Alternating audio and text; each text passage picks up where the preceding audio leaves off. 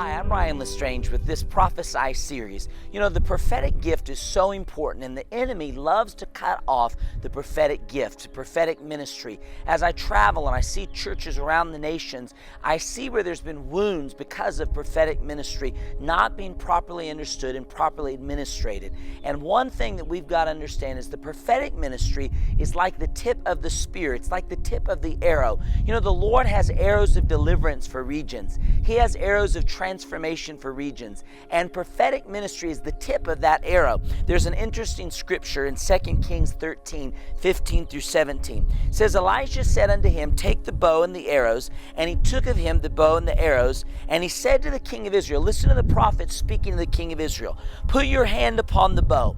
And he put his hand upon it, and Elijah put his hands on the king's hands, and he said, Open the window eastward, and he opened it. Then Elisha said, Shoot, and he shot. And he said, The arrow of the Lord's deliverance, and the arrow of deliverance from Syria, for thou shalt smite the Syrians at Aphek until thou have consumed them. You know, Elisha released a prophetic word to the king. He said, I want you to take the arrows and shoot strategically the arrows of the Lord's deliverance and set the people free. Elijah released a prophetic word that empowered the arrow of deliverance. I believe there are arrows of deliverance in regions, arrows of deliverance in families that need to be shot and propelled forward. And the prophetic ministry is at the very tip of that spear. It's interesting, in Ephesians 2:20, it said that the church is built upon two foundational gifts, the apostle and the prophet. I remember a number of years ago that I was going through a real time of crisis. I was in Bible college. I was young in the Lord, young in ministry, and the devil was attacking me with a fierce spiritual attack. I went to a service one night, and a woman of God began to prophesy over me.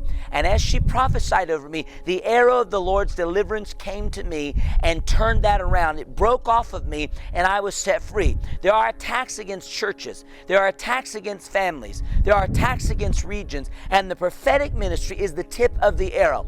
I believe the arrow of the Lord's deliverance is coming forth in this hour in regions, in nations, in families, in ministries, but we need a prophetic sensitivity.